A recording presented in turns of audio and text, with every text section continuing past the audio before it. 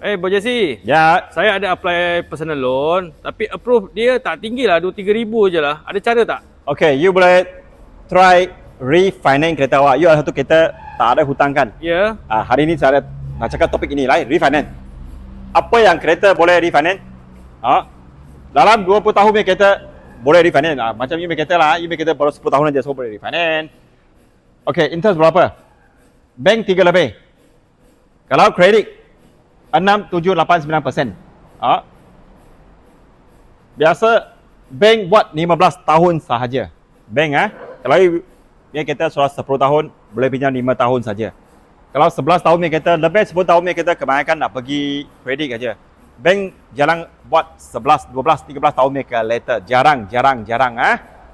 So ini kita terpaksa pergi kredit. Interest akan 6, 7, 8, 9, 10. Kredit boleh buat sampai 20 years. Bermakna you kita 10 tahun boleh pergi 9 years lagi. 15 tahun boleh pinjam 5 tahun lagi. Bank kalau 10 tahun 5 tahun lagi. 9 tahun boleh 6 tahun aja loan pinjaman. Okey. Tangan boleh dapat berapa? Itu nak tengok itu market value kereta awak. Market value ada market value ya. So kita akan tolong awak check. Saya boleh tolong awak check market value. You boleh PM saya. Ini video ada saya punya contact number dengan nak serentak dengan you punya gaji, nak serentak dengan kereta. Syarat-syarat apa? Gaji mesti nak bersih. 2,000 ke atas lah, bersih senang sikit lah, 2,000 ke atas lah. Kalau you nak 17, boleh cuba lah, kecil dah kereta lah. 17 bersih, 18, bermakna 2,000 ke atas senang sikit.